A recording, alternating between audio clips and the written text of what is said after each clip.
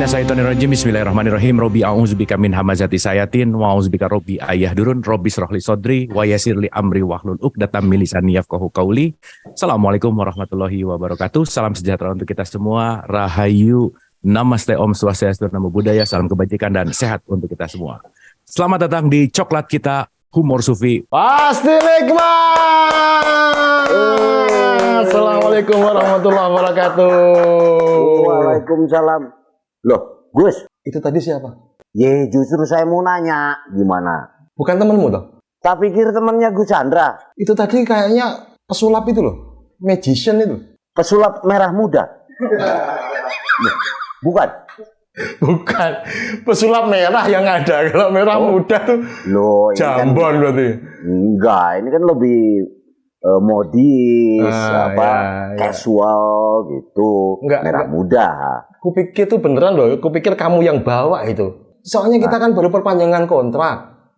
Itu apa anak magang atau gimana ya? Loh, justru tadinya saya pikir saya jadi host, kok hostnya tuh yang barusan. Oh, lambemu.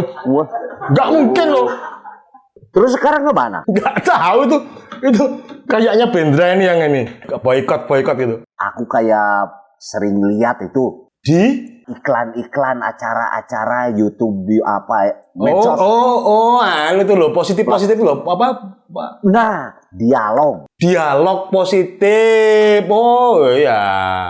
Nah, itu hostnya itu yang punya acaranya. Abu Marlo, iya. Iya. Oh, tapi bisa masuk dia ke link ini. Lah itu makanya. Aku khawatirnya Bendra ini mendua ini. Berdiri di dua kaki. Bahaya kalau udah di dua kaki. Iya, soalnya denger-denger itu kan nggak semua orang bisa bertahan jadi host talk show itu kan bikin talk show susah. Denger-denger itu Abu Marlo sekarang nganggur. Yang bener ah. Oh, mungkin itu tadi percobaan Bendra dia mau jadi MC kita. Kita kan mau keliling lagi, Bung. Wih, langsung ketemu sama jemaah. Oh iya, umat. Banyak yang rindu kenapa kok nge-zoom lagi, kenapa nggak keliling lagi ya saya iakan. Iya kan saya bilang kita ini sepasang host-co-host yang super sibuk, jadwal padat. Humor Sufi bukan satu-satunya kegiatan ya toh. Situ juga ngobat ya toh. Jadi ya permintaan ya harus di reschedule berulang kali dan mungkin baru kejadian ya nanti episode ke depan lah kira-kira kita mau keliling lagi. Wih, keliling lagi kita ya. MC-nya tadi. Mungkin Abu Marlo tadi MC. Jadwal ngobatmu gimana? Bisa nggak nanti benturan nggak? Gampang, kalau ngobat itu kan cuma hari Senin aja dia. Udah jalan berapa episode sih ngobat itu? Waduh, 200 sekian lah, 4 tahun pokoknya. 4 tahun bertahan. 4 tahun bertahan. Wih, itu liburnya 3 tahun tapi. Loh, nggak ada libur. Pandemi aja jalan. Wih. Pandemi jalan. Itu perlu disampaikan. Kiat suksesnya jadi host itu apa? Nekat. Sehat. Nekat. Ya, Nekat saja. nekat saja. Orang nggak boleh waktu pandemi saya gitu aja nekat. Misalnya, Satpol PP ngebubarin. Pas Satpol PP datang, Pak, jangan deket Pak. Saya kena COVID. Oh, menjauh dia. Gitu, Gus. Secara keilmuan modalnya apa? Loh, kalau saya sih katanya, tapi bukan ngajari loh. Konsisten aja. Oh, cara mudah untuk konsisten itu istiqomah. Istiqomah nomor 1. Iya, Gitu. cara mudah istiqomah itu konsisten. Nah, Ya, ada juga yang bosen, Gus. Jenuh kepada acaranya sendiri. Titik jenuh. Host itu jenuh terhadap acaranya sendiri. Si host itu sendiri. Biasanya rundown-nya yang berulang-ulang gitu kan. Ya. Konsepnya gitu. Makanya ada satu sebenarnya, saya jarang ngomongin. Jadi kalau ngobat itu punya pandangan sendiri. Konsep terbaik adalah tanpa konsep. Nah, itu. betul. Jadi jalan aja gitu. Ketiadaan konsep adalah konsep itu sendiri. Nah, sama Humor Sufi begitu. Tapi memang jadi harus hati-hati ya, Gus ya. Karena apa? si ngobat ini live. Oh iya. Jadi yang tidak boleh tuh menyinggung gitu kan. Iya, iya. Memang ngobat itu bebas gitu ya, tapi tidak mengganggu kebebasan orang lain. Bijaksana, ya, pulang umroh pasti. Insya Allah barokah. Gitu. Berapa nomor peci, Gus? 58 kalau aku. Aku lebih besar kepala daripada kamu. Kamu 57 toh? Iya, benar. Aku ini baru di rumah saja ini. Istriku baru umroh. Aku harus nungguin anak-anak. Pergi hari kemarin-kemarin ini? Belum pulang. Loh, itu kan 9 hari di sana. Kok tahu? Loh, saya bolak-balik, Gus. Saya itu umroh itu kayak ke kayak ke sekolah. Saya udah biasa sekali saya. Nanti dulu. Kemana itu perginya kok bisa jangan-jangan bukan umroh? Umroh Ke? dipraktekkan sama saya langsung. Ceritakan, Bung. Jadi kalau saya itu yang poinnya apa? Saya itu benci sama penggoda manusia. Saya ingin keluar dari godaan-godaan syaitan itu. Maka simbolisasinya apa? Jumroh. Lempar batu, sembunyi tangan. Lempar batu aja. Oh enggak ya. Lempar batu. Terus. Gitu.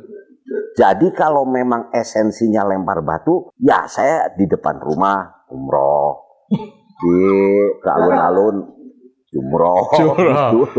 Jangan sampai batunya terpental kena muka sendiri. Situ kan Syekh Tony Rojim. Wah. Cuman kok iya. aku kok nggak pernah lihat itu foto-fotomu. Jadi gini, Gus, ada cerita nih. Ini real. Saya ini kerja di Unpas. Nah, setiap tahun itu kita dikocok kayak arisan untuk umroh. Wih, keren itu kampusnya. 2011 itu saya yang dapat.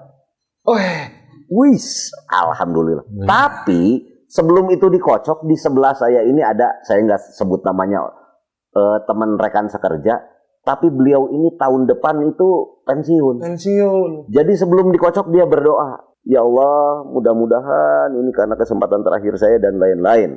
Pada saat dapat itu nama saya, kan aduh, nggak enak gitu ya. Ini real terjadi nih. Lalu saya kasih sama beliau. Saya kasihkan. Lebih sudah waktunya geus karena wancina gitu. Terima kasih segala macam. Oh, mungkin ini jalannya lah sudah. Yang nanti kedua, dulu. Yang 2011 tadi dia berangkat atas nama Budi. Berangkat enggak atas nama Budi itu kan cuma dikocokannya kocokan aja. Itu tadi ya. Oke. Gitu. Ya. Yang kedua itu 2017 dulu. Dikocok sama, tapi ini perempuan karyawati, ibu-ibu. Jadi sama juga kasusnya tuh, dia tinggal 1 tahun lagi. Saya lagi dapat, alhamdulillah, nggak ngerti itu. Masya Allah, subhanallah. Nah, 2 kali saya kasih ke ibu ini karena ibu ini juga kebetulan tetangga gitu ya. Pergi, alhamdulillah dia. Yang ketiga apa, Gus? Nah, itu 2018. 2018, tapi ini bukan umroh. Idul Adha biasa suka dapat kambing karyawan. Kambing. Keluar lagi nama saya. Karyawan kan langsung, Pak Budi, kambingnya mau dikasih ke siapa? Aing ge beki kambing mah. Naikin ke motor saya bilang. Jadi saya pulang kantor bawa kambing.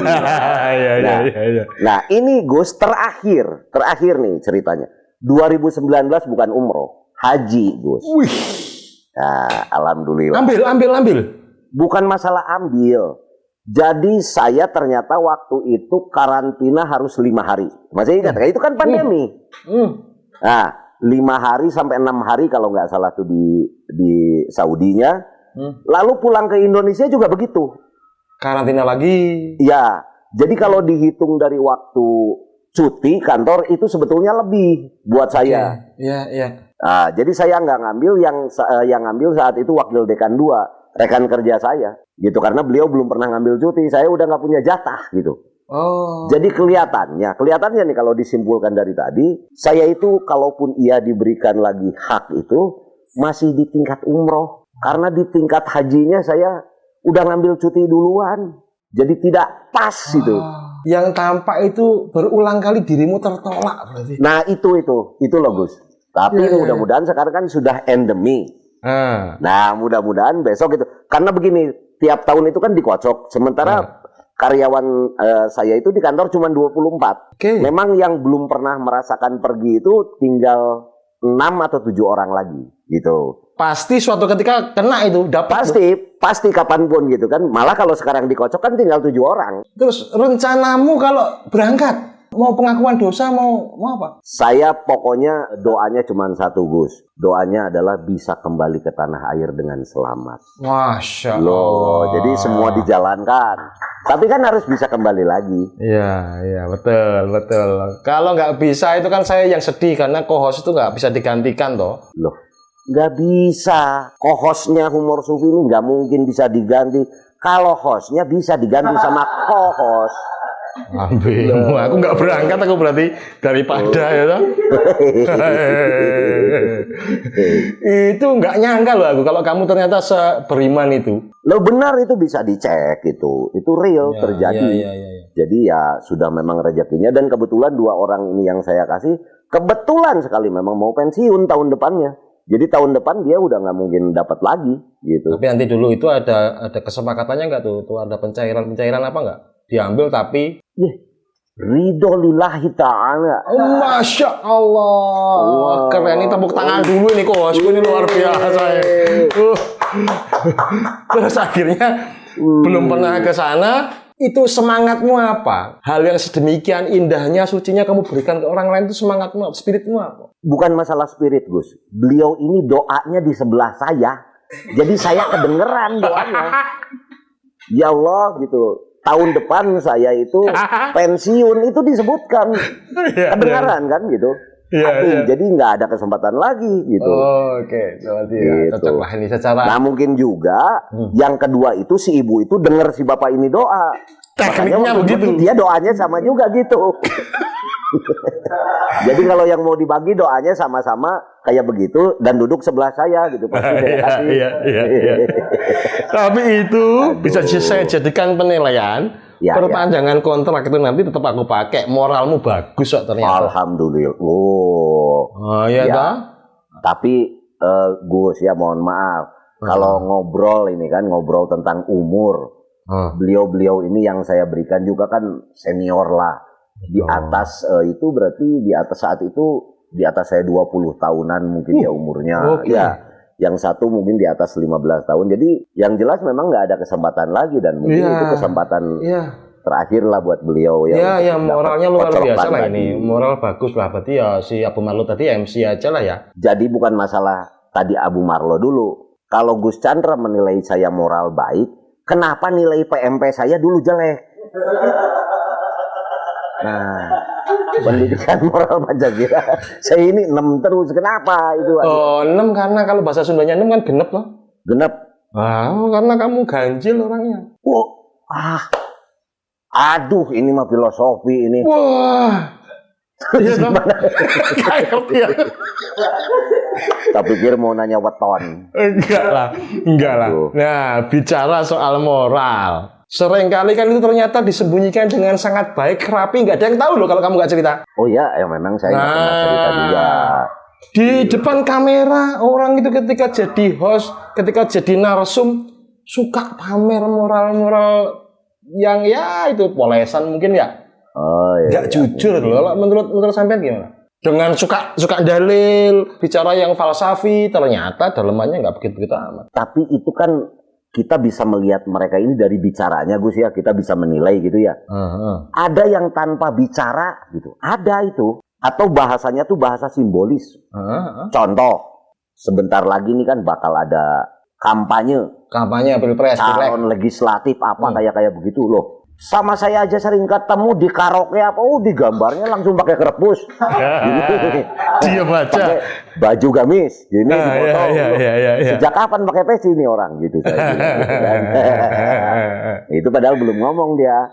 Itu kemampuan dia menyulap diri di berbagai kesempatan, ya toh. Kosmetik belaka. Oke. Nah, Abu Marlo ini, dia pandai menyulap. Jelas, magician.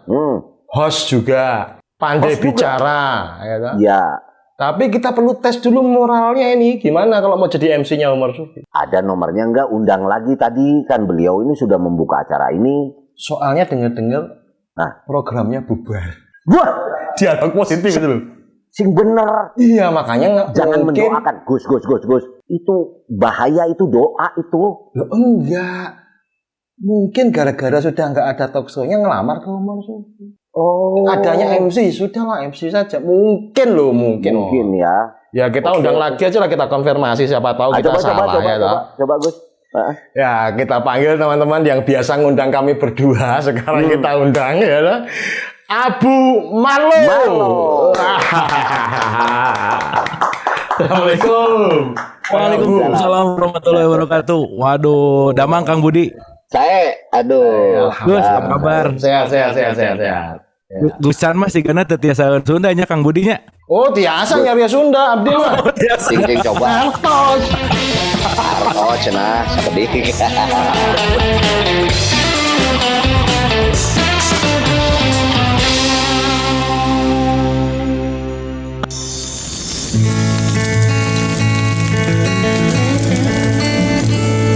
Jarum coklat saat tepat, saat melepas gundah hati.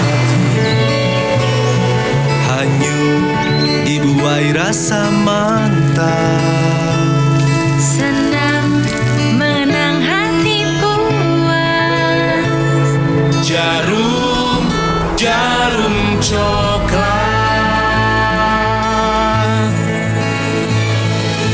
saat santai larut dalam alam bermain. Suasana seimbang tepat, jadi nikmat jarum coklat. Jarum coklat.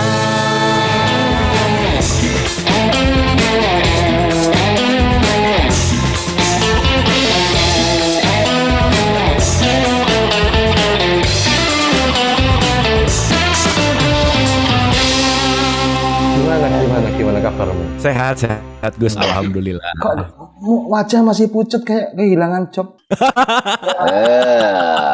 Apa yang terjadi? Oh ini make up keputihan kayaknya make up nih.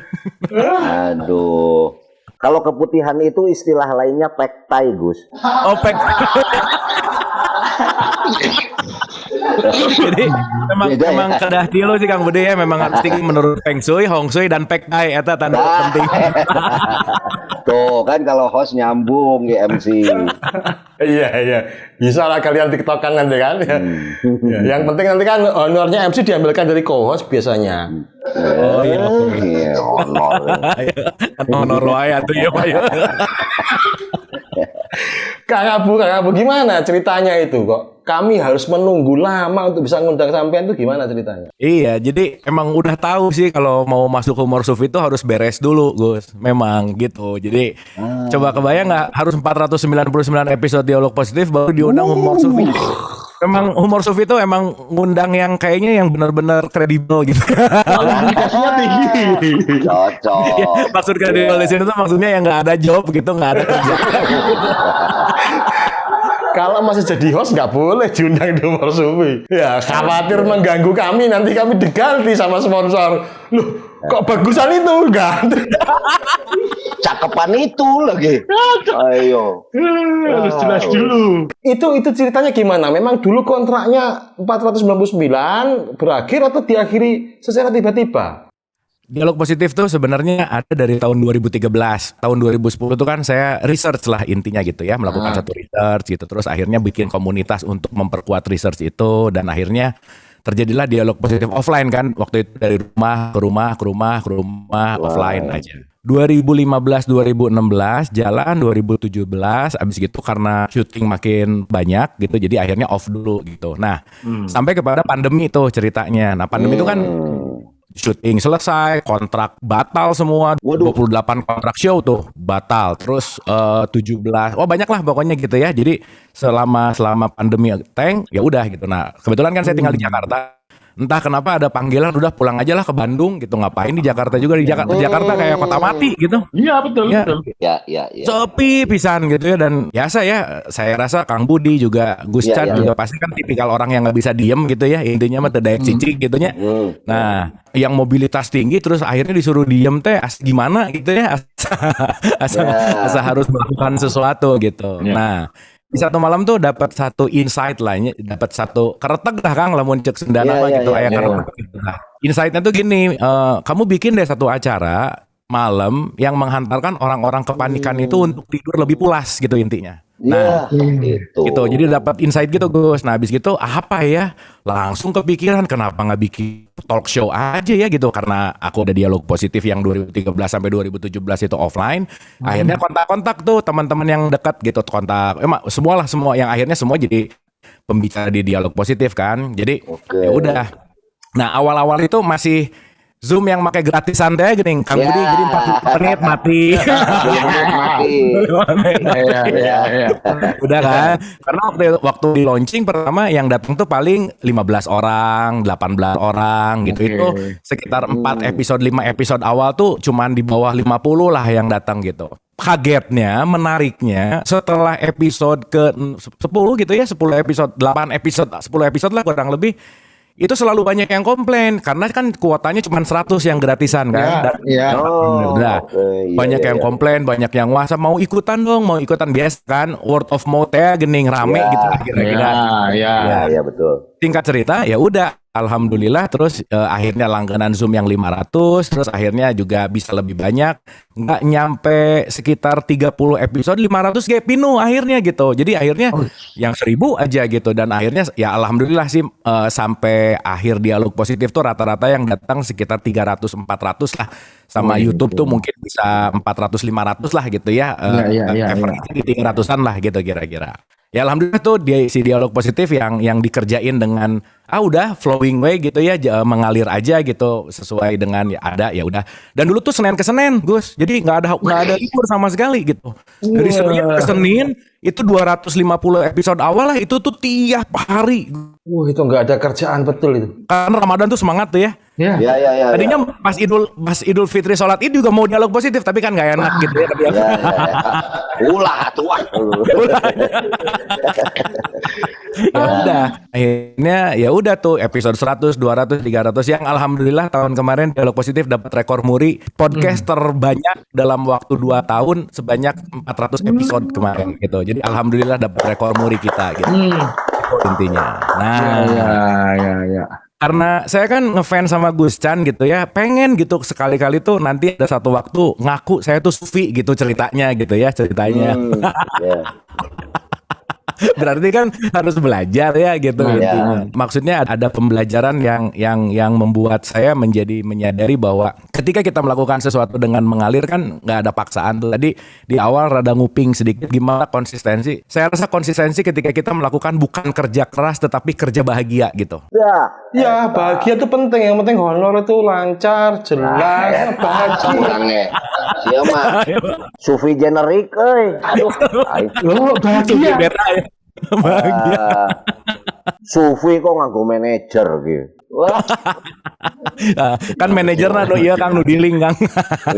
Manajer. Kebahagiaan itu diukur dari kecukupan. Kecukupan. Udah cukup semua kan kita bahagia, ngerjakannya enak dengan hati itu enak gitu. Lanjut. Nah, udah kan. Habis gitu 300 episode, 400 episode, 401, 402, 403 dan seterusnya lah udah gitu. Nah, sampai pada satu titik dalam konteks perenungan lagi nih balik lagi gitu. Si suara yang sama waktu nyuruh mulai terus dia bilang gitu, cukup lah gitulah kira-kira. Cukup lah gitu. Jangan terlalu gimana-gimana gitu. Kalau bahasa wise-nya gini lah, sesuatu yang terlalu melekat itu tidak sehat gitu intinya. Dalam konteks bahwa kemelekatan dialog positif ini udah mulai agak-agak gimana. Saya gini Gus, Kang. Saya tadi nikah 17 tahun. Ya 17 tahun itu kan belum punya putra-putri gitu ya, belum punya anak gitu ceritanya. Jadi di dialog positif nih kayak anak gitu, yang bener-bener dari bayi saya kasih makan lah, saya didik, saya rawat, yang kebayangnya attachment seorang ayah ke anak kan pasti tinggi gitu. Attachment seorang orang tua ke anak tuh kan pasti tinggi banget gitu. Nah, nah mungkin si suara hati yang di dalam tuh ngasih tahu bahwa hati-hati nih, kamu harus mengambil pelajarannya Ibrahim terhadap Ismail gitu intinya, disembelih aja gitu kira-kira. Nah, dalam artian ya udah tuh si suaranya makin kuat, makin kenceng dan cukuplah. Dan ingat juga waktu awal si suara itu datang atau si insight itu datang juga ngomongnya kan waktu masa pandemi gitu. Dan baru sadar ya kan juga udahan gitu intinya dalam tanda petik ya. Dan mungkin udah tugasnya emang segitu gitu. Nah jadi pertamanya sedikit menolak gitu. Nah, kenapa? Karena dengan logika ya, waktu itu logikanya kenapa ini program juga untuk mencerdaskan. Jalannya bagus runningnya. Dan sejujurnya gue ini lagi hip-hipnya banget gitu. Si Dialog Positif ini lagi hip lah gitu intinya. Lagi viewersnya makin banyak, terus makin macem-macem lah gitu intinya. Nah cuman saya ya balik ya, kalau baca buku-buku tasawuf gitu ya, kalau baca buku-buku orang wise atau dalam pembelajaran Hinduism, Buddhism, bahwa konteksnya adalah yang paling penting adalah bagaimana mampu melepaskan apa yang dicintai gitulah kira-kira. Karena tadi tuh kalau melekat juga jadi nggak sehat. Jadi setelah ditolak beberapa kali tapi rasanya tetap ya udah harus udahan ya selesai. Akhirnya diputuskan episode 499 adalah episode terakhir, itu 2 bulan yang lalu, Gus. Oke, keputusan itu muncul. Memang direncanakan. Itu juga sebenarnya masih sambil nunggu gitu 2 bulan, bisi aja ada, udah lanjut lagi gitu tak gitu. Iya. Tapi ternyata sampai detik 499 mau mulai nggak ada panggilan untuk lanjut lagi. Jadi kayaknya itu saat yang tepat untuk saya belajar melepaskan gitu, untuk belajar nggak terlalu melekat gitu. Dan ada message penting karena kan terakhir juga kita bahas panjang lebar gitu ya, bahwa Dialog Positif memang berhenti secara online 499, tetapi episode 500 Dialog Positif adalah bagaimana saya dan semua pemirsa Dialog Positif mengamalkan semua apa yang dipelajari di Dialog Positif menjadi pembelajaran kita dalam kehadiran sehari-hari gitu intinya. Jadi episode 500-nya justru episode 500-nya adalah gimana kita mengaplikasikan gitu kira-kira. Bud, diterima nggak, Bud? Itu sudah lebih dari sufi itu sebetulnya kalau buat saya. Terima ya MC ya, bisa ya. Oh, masalah MC. Diterima enggak? Itu tadi kan pemaparannya begitu meyakinkan kita gitu. Terima ya. Moralitas oke. Inspiratif. Lalu selalu mengajak diskusi dulu terhadap audiens. Riset gila. Tidak. Gue bikin humor sufi tuh nggak pakai riset loh. Iya ya, riset lagi. Terus yang paling pentingnya intuisi tuh kalau bahasa kerennya. Intuisi. Itu ada yang menyuruh. Itu sufi banget itu. Intuisi sama institusi beda dikit ya? Intisari hampir dekat malah. Angel itu. Tadi beliau bilang perlu riset. Itu menurut Babe memang dibutuhkan tuh riset-riset gitu. Kadang-kadang spontanitas itu kan penting juga. Nggak perlu riset lah begitu. Pengen bikin. Kita nih kadang-kadang terjebak nih. Jadi kalau bahasa keren, bahasa ilmiah itu kan di dalam sebuah penelitian kita itu harus research, gitu ya, atau riset bahasa Indonesianya. Padahal research itu mencari kembali. Jadi sebetulnya ilmunya itu sudah ada, Tuhan itu sudah memberikan segala macam. Tinggal kita membacanya dan menggalinya. Sehingga research itu kan menggali kembali ya. Nah, jadi menurut saya sangat penting. Siapa tahu ternyata ada beberapa kajian, keilmuan atau apapun yang memang belum pernah diangkat ke permukaan yang bisa menjadi sebuah nilai-nilai bijak kita ke depan di dalam kehidupan kita tanpa kita mengganggu orang lain. Khususnya di malam Jumat biasanya. Murid-muridku keren betul ya. Warga binaanku tuh keren-keren loh. Abu Marlo udah berhasil menemukan dirinya sendiri. Budi Dalaton udah begitu. Luar biasa bersemangatnya. Pokoknya keren, Gus. Ya. Ini nanti loh berapa? 499 yang dibikin Dialog Positif itu akan menjadi risetnya orang lain. Wah, itu di 10, 20, 30 tahun ke depan. Dan episode ke-500-nya tuh abadi karena diflorkan untuk menjadi dialog positif sehari-hari kita. Diterjemahkan atau dilakonkan. Salah satu yang bikin aku tercengang tuh risetnya Abu Marlo itu keliling pesantren. Kan kayak tawaf itu berarti keliling pesantren. Iya. Ngapain keliling pesantren? Pesantren kan gede-gede, berapa hektar itu? Ya. Dikelilingi. Se-Indonesia lagi. Satu persatu dikelilingi. Padahal kalau tawaf cuman kecil aja ya. Itu kan kurang kerjaan sebenarnya. Bukan kurang kerjaan, Gus. Memang itu kerjaannya. Oh, iya. Apa yang mendasari seorang Abu Marlo dari magician, ahli hipno, kemudian kok berubah 360 derajat menjadi seorang host? Kalau 360 derajat balik lagi ke tempat semula dong, Gus. Iya, riset kembali maksudnya. Kalau 360 derajat nggak ngapa-ngapain berarti. Oke. saya tuh selalu melakukan ingin dengan passion gue dan mulai mencari passion saya teh apa sih gitu ya. Passion saya itu ada di mana gitu intinya. Nah, setelah bergulir waktu TK, SD, SMP, baru menyadari itu di SMP lah ya bahwa oh ternyata saya punya passion itu cuma satu nih dari semua apa yang saya lakukan yang senang gitu ya, interest. Itu cuma satu, Gus. Melakukan sesuatu yang orang tuh bahagia, Gus. Itu aja. Gila, ini SMP udah ketemu passionnya. Nah, maksudnya gini, saya senang melakukan sesuatu yang bikin orang tuh bahagia. Nah, jembatannya kan banyak gitu. Nah, makanya waktu SMP tuh saya menyadari punya bakat musik lah, belajarlah main gitar dan kalau saya menggeluti satu bidang, saya harus jadi nomor satu di situ gitu. Itu passionnya begitu gitu. Jadi masuk SMA 5 kebetulan, SMA 5 Bandung gitu. Dimana waktu zaman saya sekolah band 5 tuh band yang paling top lah gitu ya. Dan pasti dia mengaudisi dari semua siswa-siswa SMA 5 seangkatan untuk jadi si gitarisnya band 5 gitu. Angkatannya angkatan seberat. Saya masuk SMA 5 teh 97 Kang, lulus 2000. Kenapa saya motong, Gus? Kenapa? Karena SMA 5 band itu 91 ini drummernya nih. Wah, ternyata satu alma mater loh. Satu alma mater. Vokalisnya Arman tuh. Nah, itu. Oh, kalian orang Arman ya. Dikit drummer ya, Gus. Luar biasa. Seneng saya seneng punya co-host dari SMA 5, MC dari SMA 5 seneng kan? Ya. Oke, nah udah aja. Alhamdulillah Kang Budi terang atuh ya kalau bukan gimana hesena seleksi masuk band 5 kan sadis gitu ya. Wah, hese gitu lah intinya. Tapi alhamdulillah waktu itu masuk udah dan akhirnya saya memilih untuk main band dan akhirnya ya kelas 3 SMA teh karena waktu itu masih usum ieu teh geuning Kang Budi Fame Station gitu kan. Ya gitu-gitu. Fame. Bentar, saya potong. Budi angkatan berapa? SMA 5 91. Tuwek kamu, Pak ya? Lulusnya 91 masuk. Tua gimana? Dengerin dulu, Gus. Jadi kepotong nih. Tua-tua kelabing. Makin tua makin good looking. Gerbus nomor berapa gerbus? Lanjut jangan diganggu nih. Menarik. Lanjut ya. Oke, ya udah tuh. Singkat cerita kuliah dan saya masuk Unpar Kang Budi. Ya. FE Unpar gitu. Jadi udah aja. Dan pada saat saya masuk kuliah FE Unpar teh rada nggak sadar tentang sadisnya DO Unpar gitu. Jadi cuek we kuliah teh Kang semester 1 IPK kakil cuek. Tahu-tahu dapat wah ini calon bakal DO. Calon bakal DO. Ya akhirnya saya harus memilih dua kan, melanjutkan kuliah serius atau main band serius tuh gitulah kira-kira. Tapi ternyata saya condong ke kuliah karena kenapa? Tujuan saya kuliah itu cuma satu, saya hanya ingin menyenangkan orang tua, udah itu aja gitu ya. Kedua, seenggaknya punya sertifikat untuk meminang anak orang, dah gitu. Iya, betul. Soalnya zaman itu masih ditanya kalau mau meminang tuh kalau mau ngajak kawin anak orang lulusan mana gitu. Nah, gitulah gitu.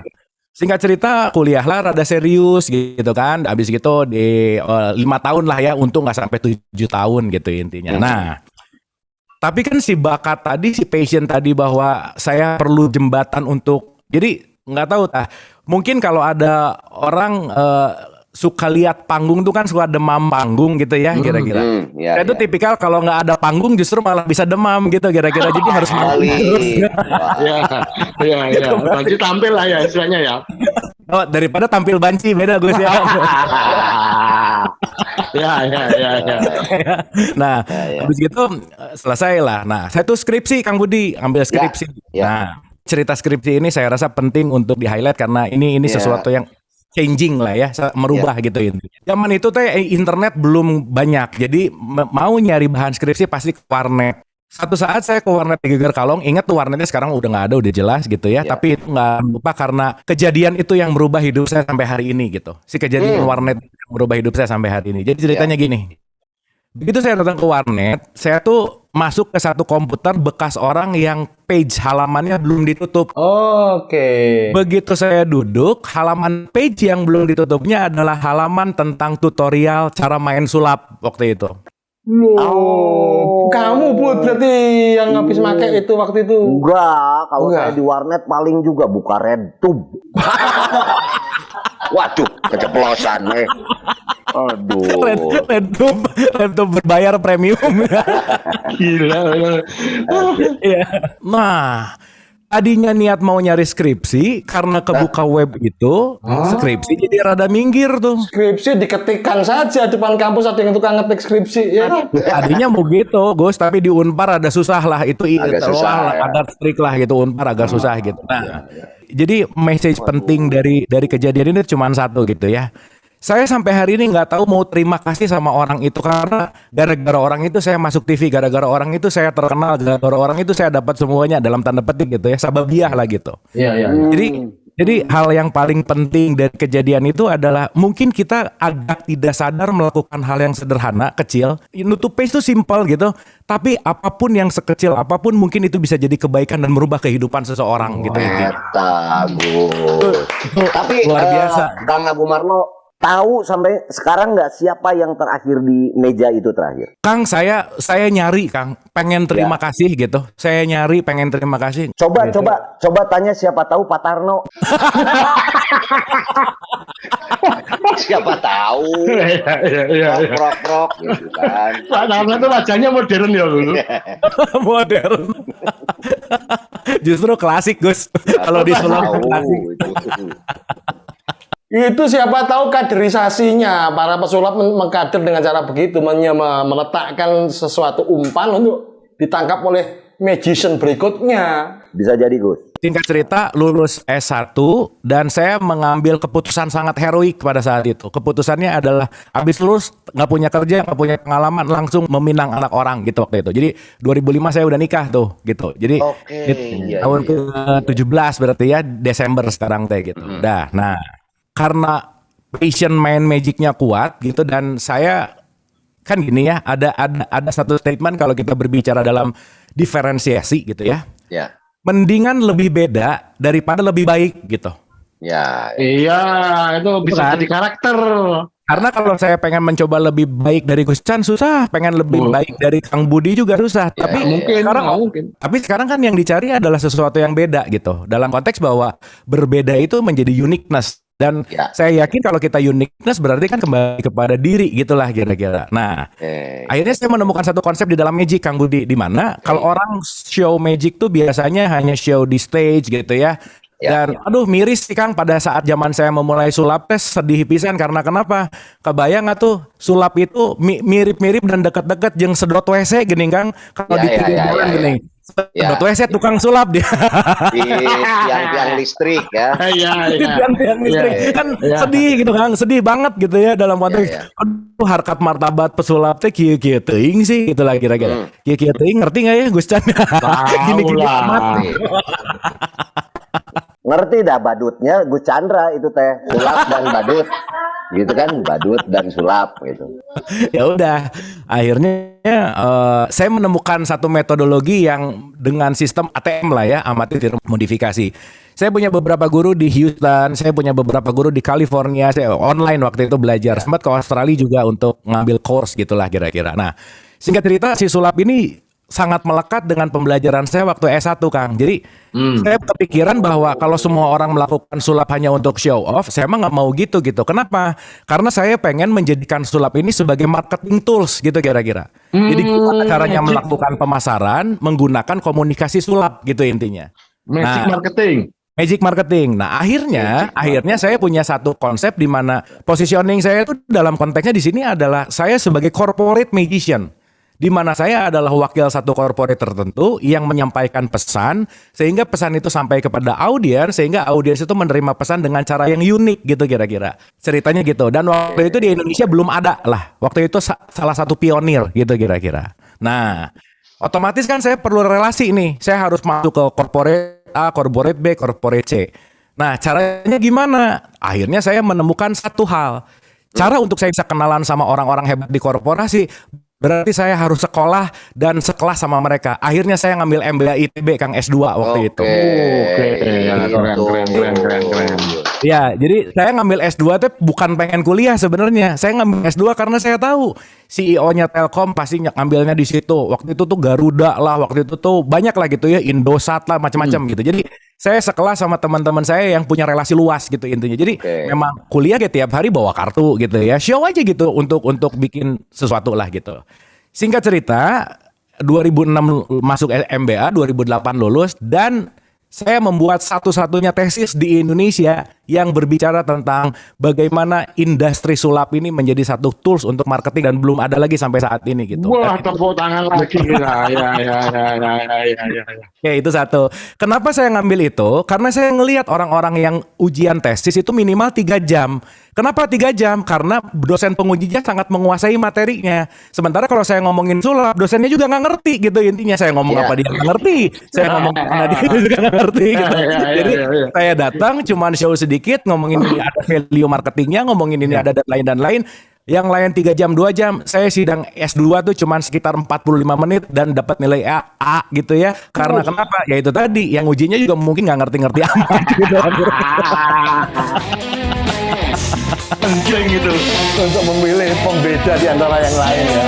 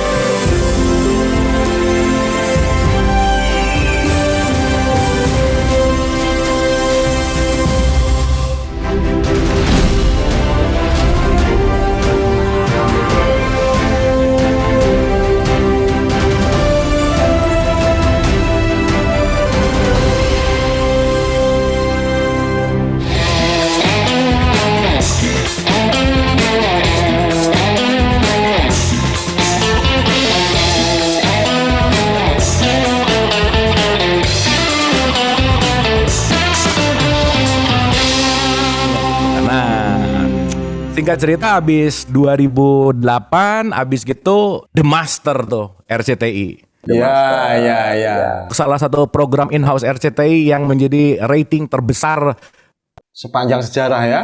itu oke banget gitu lah kira-kira. Ya udah tuh dari S2 shifting ke masuk entertain, shifting mulai masuk ke dalam hingar-bingarnya dunia gitu kira-kira Gus. Gitu cerita. Nah, dimulai di sini. Jadi tadi itu introduction ya, dimulai di sini nih. Dah. Jadi saya menyadari gini, mungkin saya awali dulu pakai satu research lah ya, balik lagi ke research. Ada salah satu PhD namanya Paul Purcell. Paul Purcell ini meriset tentang yang namanya toxic sukses atau orang yang kecanduan sukses. Ternyata 90% penelitian dia meneliti orang-orang yang di top of the top karirnya, mau itu bankers paling hebat, mau itu di insurance paling hebat, ternyata 90% itu mengalami sukses, stres, anxiety, dan hidupnya nggak bahagia gitu lah kira-kira. Wow. Banyak contoh ketika, ya kita tahu ya, tiba-tiba dia terkenal, kelihatannya happy banget, matinya bunuh diri. Dan itu banyak banget akhir-akhir ini. Iya, betul. Itulah kira-kira. Ada hikmahnya kita nggak sukses ya, Bud. Yang penting kita bahagia loh. Yang penting bahagia gitu. Nah udah ya. Nah itu yang menjadi kelak saya ngerti kenapa saya mengalami itu gitu. Nah singkat cerita, karena waktu itu masuk ke industri TV, kita tahu sendiri industri TV itu menjadi sesuatu hal yang membuat saya menjadi robotik gitu. Iya. Karena saya bisa pagi-pagi itu show di Medan, siangnya show di Surabaya, malamnya live di RCTI gitu. Wah, Dan itu sangat membuat keseharian yang pokoknya lihat airport bosan aja, naik pesawat bosan aja karena ya seperti itu gitu. Yang akhirnya saya menyadari bahwa segala sesuatu yang dilakukan dengan robotik, dengan otomatis itu kehilangan ruhnya, kehilangan kesadarannya yang dilakukannya udah nggak ada rasa. Iya. Akhirnya dalam beberapa tahun ini mulai menyadari gitu. Dulu ngerasa bahwa terkenal tuh enak banget gitu, ternyata ya gitu juga gitu ya. Dulu ngerasa bahwa kayak gimana banget gitu ya dalam konteks punya ini semua enak banget, ternyata nggak gitu. Nah di situ saya mulai mengalami ada satu illusion of life gitu lah kira-kira. Saya mulai bertanya-tanya. Itu awal-awal saya nanya gini Gus. Terus hidup buat apa sih gitu Gus? Ya. Buat apa sih meaning of life tuh, purpose of life tuh apa gitu lah kira-kira. Nah mulai itu karena hampa, ketemu orang tua jarang, ketemu istri jarang gitu, terus kehidupan sosial juga diikat sama schedule gitu. Industri gimana sih di parse gitu ya dalam tanda petik gitu, dalam konteks ya udah gitu. Nah Sampai di satu titik ada perenungan bahwa kayaknya ini udah nggak nyaman gitu intinya. Ya. Kayaknya udah mulai menjadi sesuatu hal yang bukan passion. Di situ dapat enlightenment lagi tuh dalam konteks oh iya kalau gitu saya harus mulai belajar sesuatu gitu. Nah karena pada saat itu ada rencana mau ngambil doktoral gitu kira-kira, pengen bikin pra research gitu kira-kira. Ini agak panjang tapi saya singkatin aja. Singkat cerita, 2010 akhir itu saya nemu satu jurnal dari Washington University, Profesor Hussein Askari namanya. Itu saya nerima tuh satu jurnal menarik banget. Karena waktu itu saya nilai bahwa pokoknya kayaknya saya harus mendalami sesuatu dan saya harus belajar sesuatu gitu. Karena kan mau nyari nih, ada apa? Saya sebenarnya belum menemukan yang saya cari gitu. Meskipun segala sesuatu yang diimpikan udah ada gitu lah. Udah datang iya Gus. Jadi saya ingat banget kalimat Gus Chandra bahwa banyak itu belum tentu cukup gitu. Ingat banget tuh. Dan itu relate banget gitu. Ya kan kelasku profesor memang sih jadi gimana ya? Kelas profesor. Duitnya wis banyak masih belum cukup. Iya. Ya udah kan. Habis gitu singkat cerita si jurnalnya tentang ini. Islamicity Index Country, negara paling Islami sedunia. Itu yang mendasari saya nanti akhirnya jadi keliling-keliling tuh. Nah, udah kan? Dah. Begitu saya ngelihat negara paling Islami sedunia, otak saya tuh langsung mikir yang diteliti 208 negara tuh waktu itu. Otaknya tuh langsung kasih tahu nih. Wah, Indonesia negara paling banyak nggak mungkin nggak masuk 10 besar. Oke. Masa gitu kan? Nggak mungkin. Logikanya banyak orang Islam pasti harusnya Islami gitu. Mayoritas. Mayoritas, Bos. Dari halaman pertama nyari I kan langsung I. Halaman pertama nggak ada. Halaman kedua nggak ada. Halaman ketiga nggak ada. Nah, di situ saya mulai rada hopeless, Gus. Kang Budi. Mulai kenapa ya gitu. Dan ternyata di research 2010 itu Indonesia adalah negara paling Islami 140 rankingnya dari 208 negara. Waduh, setengahnya. Padahal iya penghafal Quran terbanyak, sholawat itu terbanyak, haji paling banyak. Iya, pesantren paling banyak. Ya kita tahu ya Islami di sini yang dimaksud bukan kemasannya tapi nilainya. Salah satunya adalah korupsi, kriminal, hubungan antar society gitulah. Intinya lebih keamanan keamanan dan seterusnya gitu. Arab Saudi ranking 91 waktu itu. Arab Saudi loh rankingnya 91. Ya. Dan yang bikin saya nggak bisa tidur waktu itu Gus, nomor 1 negara paling Islami adalah New Zealand. New Zealand ya. Itu mulai membawa saya menarik kepada sesuatu stage, menarik kepada sesuatu kesadaran yang berbeda dari sebelumnya, Gus. Itu saya kayak diajak untuk merenung, kayak saya diajak untuk memikirkan gitu ya, kira-kira ini tuh kenapa gitu. Kenapa masyarakat kita dengan orang Islam paling banyak tapi ranking Islaminya nggak oke gitulah kira-kira. Wah, di situ mulai tuh. Nah, saya re-research sih sebenarnya gitu. Re-research. Maksudnya kan yang udah ada, saya pengen secara regional Indonesia aja deh. Ada apa sih gitu kira-kira. Dah tuh. Akhirnya saya sowan lah ke beberapa pesantren, bikin analytical data, nanya ini tentang dan seterusnya. Udahlah gitu kira-kira. Singkat cerita setelah 7 tahun jalan gitu, karena ini kan raw data gitu ya. Dan nanti mungkin saya cerita juga bahwa dialog positif adalah bagian dari research saya sih. Udah melanjutkan ini gitu intinya. Gitu ya. Jadi kalau tadi saya di awal ngomong saya research dulu tuh maksudnya adalah lanjutan dari research ini akhirnya muncul dialog positif gitu lah. Sebagai jawaban gimana sih caranya supaya menaikkan dari 140 minimal jadi 100 besar lah gitu kira-kira. Iya. Padahal tokoh-tokoh Indonesia banyak menjadi tokoh Islam dunia loh, 50 besar loh. Pak Jokowi berapa kali itu? Habib Lutfi berapa kali? Kiai Said Agil Sirot berapa kali? Sebagai tokoh Islam dunia. Ternyata Indonesianya justru urutan 140 negara Islami. Betul.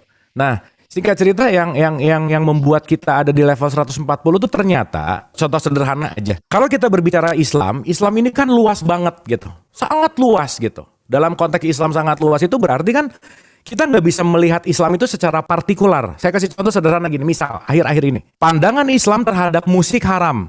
Tapi sebentar, Islam ini yang ngomongin halal haram itu kan pada stage tertentu gitu. Dalam konteks di mana kalau kita ngomongin halal haram pasti di situ konteksnya adalah Islam dalam kapasitas fikih gitu kira-kira. Karena Islam tidak hanya fikih, itu intinya. Jadi kalau kita mau berbicara dalam konteks halal atau haram, judul yang tepat bukan pandangan Islam terhadap musik, tetapi pandangan fikih Islam terhadap musik haram. That's it, oke. Karena kenapa? Islam ada level teologisnya, lebih naik sedikit. Teologis ada level filsafatnya. Filsafat ada level tasawufnya gitu. Karena nanti kalau kita ngelihat musik dalam level fikih, mau ngomongin dalam teologis, mau ngomongin dalam filsafat, mau ngomongin dalam tasawuf, itu kan semua hal yang berbeda, gitulah kira-kira. Iya, kamu tahu kan aku posisiku di mana kan? Back kanan. Tahu, jelas banget gitu loh. Oke. Nah, saya kasih contoh sederhana gini. Kalau kita berbicara 2 tambah 2 sama dengan 4, clear. Udah nggak ada yang membantah, gitulah kira-kira. Tapi jangan lupa, 4 ini juga bisa dihadirkan oleh akar 16. Akar 16 juga sama dengan 4. Tapi jangan lupa juga bahwa log 10.000, kalau kita ngomongin logaritma 10.000, itu juga sama dengan 4, gitu kira-kira. Iya. Artinya, untuk mencapai nilai 4 ini kan nggak hanya di 2 tambah 2, gitulah kira-kira. Iya. Yang bahayanya, kalau orang di kelas 2 tambah 2 cuman tahu kalau 4 itu hanya 2 tambah 2, di lapangan dia ketemu sama orang log 10.000 sama dengan 4, pasti disalah-salahin gitu, Bos, kira-kira. Iya. Itu nggak usah serumit itu pun aku ngasih penjelasan ke Budi susah. Aku itu 4, kamu itu 0, kosong kamu itu. Yang penting kan kita 4. Loh, kosong itu isi. Isi itu kosong. Nah, itu maksudku. Sungguh itu jenenge. Maksudku kamu harus bangga, 0 itu bangga, kosong. Gak usah terlalu berharap transferan lah, yang bagus tuh rekening kosong. Justru ini kan lagi kosong ATM teh. Yang penting tetap 4 tadi. Perhatikan penjelasannya. Tadi kosong isi kosong tuh maksudnya itu, Gus. Kosong itu isi, transfer maksudnya. Oh, kode loh, kamu ngirim kode loh. Iya. Oke. Ya. Lanjut ah. Lanjut, nah menariknya juga, jadi akhirnya kan sekarang ya, sorry itu saya pun terpisan gitu ya, saya harus menyampaikan ini aktual banget gitu ya. Sekarang gampang banget gitu orang mengkafir-kafirkan orang gitu, gara-gara beda. Ya jangan-jangan dia nggak sadar kalau dia di 2 tambah 2, orang lain di log 10.000 gitu. Padahal kapasitasnya sama dengan 4 juga gitu. Mohon maaf ya, masyarakat kita tuh Islamnya 2 tambah 2-nya 90% gitu maksud saya, Gus. Oh ya. Artinya kan kalau sekarang mudah menyalahkan, mudah mengkafirkan, berarti kan knowledge-nya nggak terlalu jauh gitu. Jadi saya menyimpulkan bahwa yang mudah mengkafirkan, yang mudah menerakakan, pasti mainnya kurang jauh. Udah itu aja. Sesimpel itu ya. Singkat cerita kan saya jadi muter tuh. Sampai akhirnya juga saya juga jadi pengen tahu nih kepada tetangga gimana. Jadilah interfaith dialog, ketemu banyak romo, ketemu banyak monk lah gitu ya di Hindu dan seterusnya lah gitu, singkat cerita. Akhirnya saya muter tuh dari mulai ujung Sumatera ke ujung Sulawesi. Yang paling banyak tuh Sulawesi Selatan. Jadi di Sulawesi Selatan dari mulai Toraja sampai Selayar tuh saya muter gitu. Saya pernah neliti ke 800 orang yang tentang sholat mereka. Ketika Anda sholat, apakah Anda membaca iftitah? Baca gitu. Oke, bacaannya gimana? Dia baca inna sholati wa nusuki dan seterusnya. Oke. Baca Al-Fatihah, baca. Gimana bacanya? Hafal, suaranya bagus, langgamnya oke. Gitu kira-kira. Tapi begitu mau ke pertanyaan berikutnya dengan kata-kata dan pertanyaan bahwa apakah Anda mengerti? 90% jawabannya wallahu a'lam bishawab. Udah aja, gitu Gus kira-kira. Oke. 90% dari 800 orang gitu. Ya, 2 tambah 2 4. 2 tambah 2 4. Meskipun ini masih kecil ya, tapi udah ada redline bahwa mengindikasikan bahwa dalam konteks kita beragama, dalam konteks Islam di kita, itu tahu secara kemasan olahraga tetapi tidak mengolah rasa, masuk ke dalam kesadaran spiritualitas Islam yang dalam tanda petik bahwa sambung rasanya itu kan bukan dari syariatnya aja gitulah kira-kira. Ya. Saya baru ngerti bahwa ternyata pantas aja di kelas 140 karena kenapa? Kan ada passion, ada fashion. Islam kita passion, bukan passion gitu. Dalam konteks bahwa kemasannya nanti dulu isinya ya. Karena nanti berkaitan sama sistem pendidikan yang dogmatis gitu, Gus. Lebih kepada pendidikan yang harus pokoknya fearless, ketakutan gitu. Dogmanya bahwa kalau kamu nggak sholat misalnya neraka, kalau kamu nggak sholat dosa. Sehingga terbiasa melakukan ibadah itu dengan tertekan, dalam konteks kalau tertekan ya gimana mau ikhlas gitulah kira-kira. Yang akhirnya semuanya hanya dilakukan dalam ranah tataran olahraga gitu. Itu yang mendasari kenapa dialog positif ada kira-kira. Sip ya, sekarang nyumet udut dulu, nyumet rokok. Cuman di sini bisa ngerokok masalahnya. Iya, di dialog positif nggak bisa ngerokok. Aku doang yang bisa, aku doang bisa. Soalnya di dialog positif studionya dekat kamar istri, jadi nggak bisa Gus. Di sini nggak ada, orang lagi nggak ada. Ya. Abu malu enak ngundang itu toh.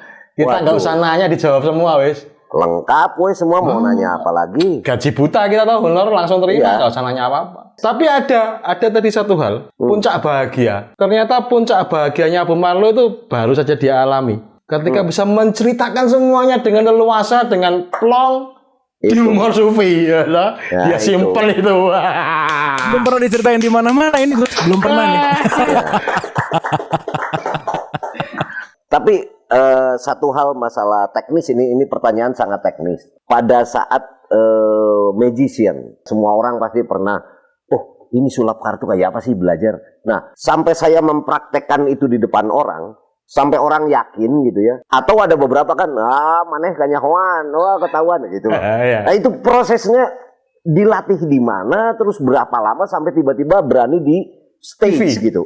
Itu kan tantangannya Edun masalah sulap mah gitu. Edun Kang, jadi istri saya jadi saksi hidup lah gitu ya. Oke. Dimana saya waktu itu menghabiskan 9 jam sendiri di depan kaca, Kang. Setiap hari 9 jam di depan kaca. Emang. Jadi kayak waktu dulu mah latihan apergio gitu ya. Latihan apergio tuh nggak mungkin kalau nggak dalam konteks diulang-ulang gitulah kira-kira. Itu jarinya sampai panjang semua itu. Tangannya juga panjang tangan. Yang jadi masalah nih orang ngantor aja 8 jam, Gus. Ini 9 jam ngapain di kaca? Entah kenapa gitu ya. Buat saya ketika melakukan dengan dasarnya joy, bahagia gitu ya. Ruang dan waktu tuh hilang gitu. Kalau misalkan kita melakukan sesuatu masih ingat jam berapa lagi, udah pasti itu nggak passion aja, fix udah pasti.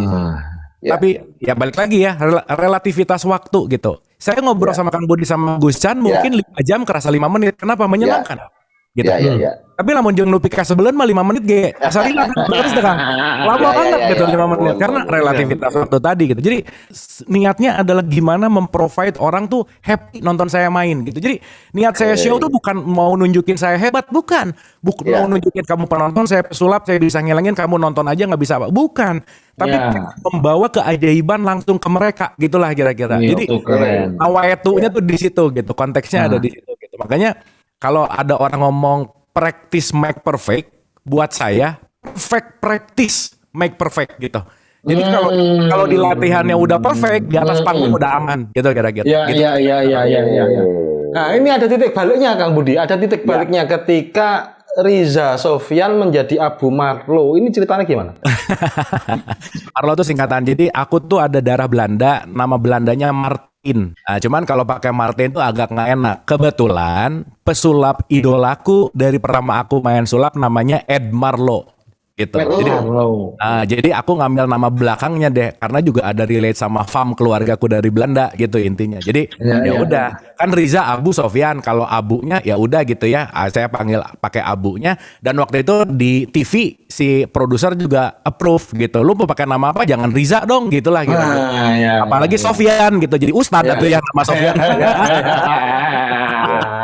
Saya pikir itu buat pembenaran tadinya, Gus. Pembenaran untuk? Kan namanya Martin. Karena orang Indonesia, Martin loh.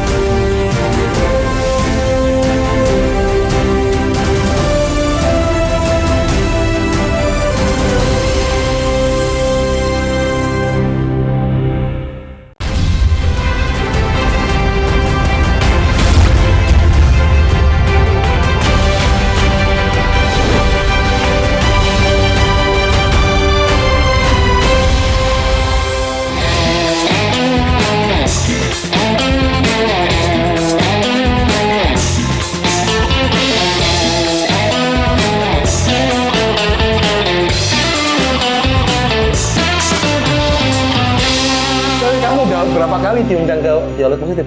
Alhamdulillah sudah beberapa kali kemarin ini ada yang ngontak. Sayanya yang waktunya susah katanya. Sekali waktu itu mau diundang lagi di Manchester tuh, diundang lagi kemana gitu. Iya. Berudahan deh. Iya. Aku tadinya mau banggain aku udah 17 kali malah ketahuan aku pengangguran ya. Iya. Nggak jadi nanya. Aku soalnya sering diundang ya. Bisa terus aku. Berarti yang sering diundang ciri-ciri nggak punya kerjaan gitu ya Gus ya. Nggak jadi bangga aku malah. Di Manchester itu sebetulnya bisa, Gus. Cuman saya khawatir habis kuota. Oh, iya. Aduh. Terus next planningmu apa? Rencanamu berikutnya? Gus selalu ngomong nunggu dawuh aja Gus. Belum tahu Gus kalau ngomongin apa. Kalau bergaul sama Sufi tuh gitu. Intuisi. Ya nggak ada yang sia-sia dan nggak ada yang kebetulan kan. Maksudnya nextnya ya saya harus datang ke humor Sufi lah jelas nih sekarang kan. Ya, Yang ya. paling pasti. MC lo maksimal lo, jangan co-host lo, nggak enak. B, dibedah B soal intuisi B.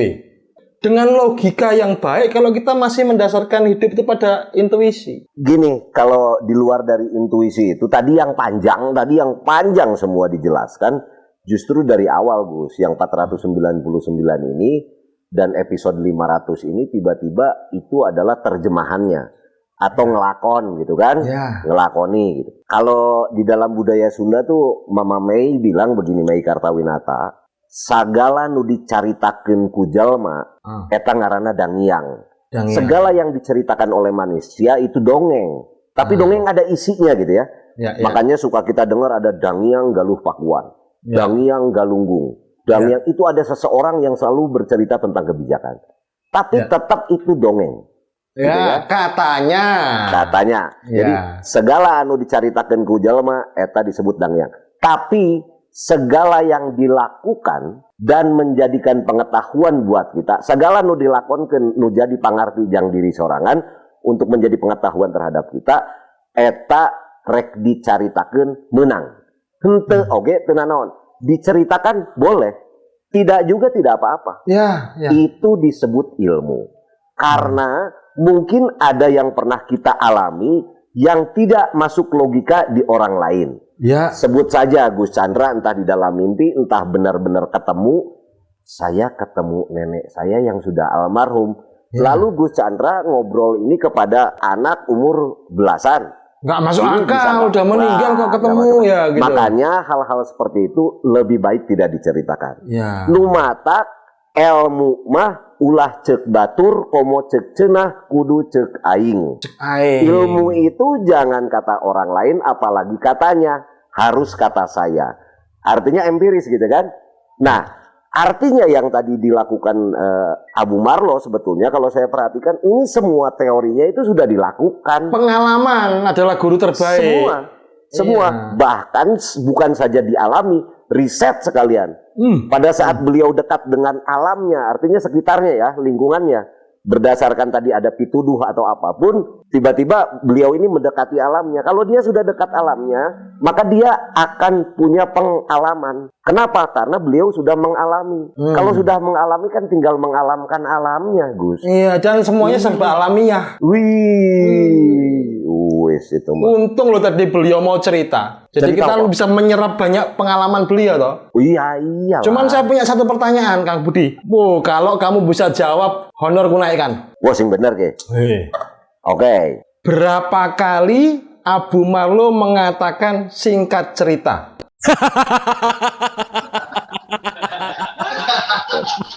Gus, percaya atau enggak ya, itu di semua podcast yang jadi hostnya pasti nanya itu Gus.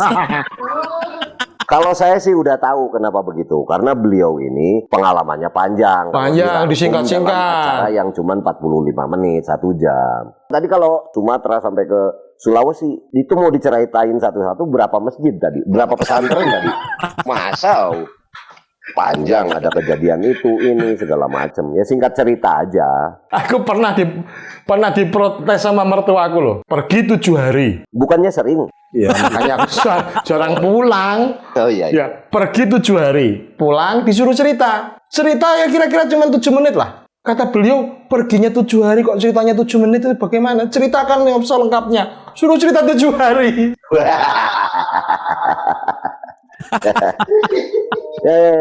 hari jadi 7 menit. 1 hari 1 menit. Itu mah tuh terlalu pendek, Gus.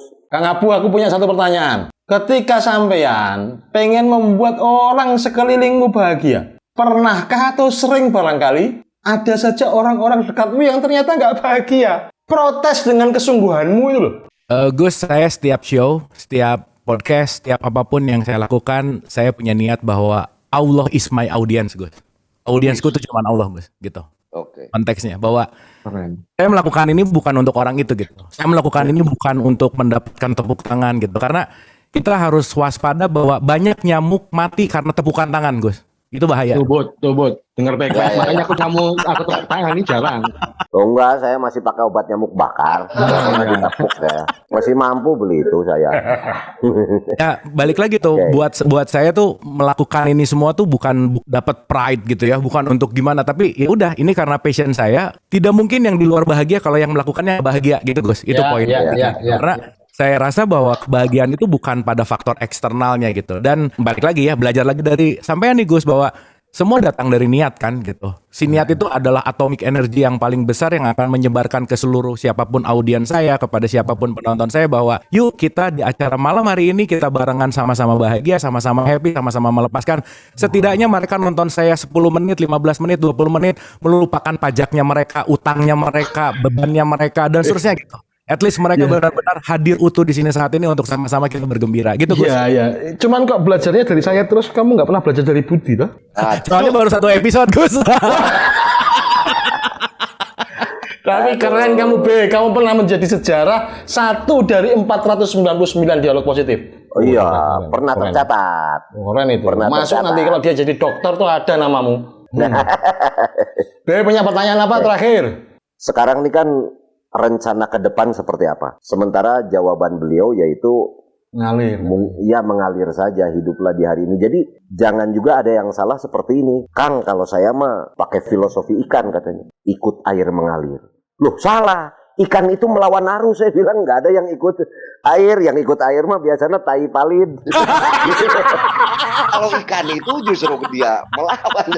Nah itu juga narasi-narasi itu mungkin yang menjebak kita kadang-kadang.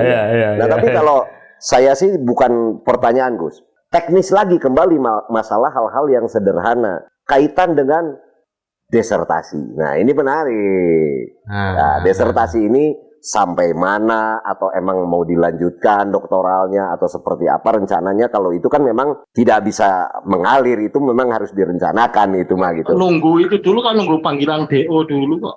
Oh, Karena tadi Gus, S2-nya sudah jelas materi-materinya tuh tidak ada yang mengkaji itu di Indonesia. Sekalipun itu sulap loh. Nah, saya pikir yang ketiga ini, tahap beliau berikutnya ini juga akan menambah hasanah tentunya ya. Jadi bahwa saintis itu tidak semuanya orang barat gitu. Artinya bisa mengcounter hal-hal yang sifatnya kebarat-baratan pada saat muncul beberapa nama dari Indonesia yang mengkaji sesuatu hal yang memang belum pernah dikaji oleh siapapun. Kalau bisa sih jangan tanggung di luar, dapat Nobel sekaligus gitu kan.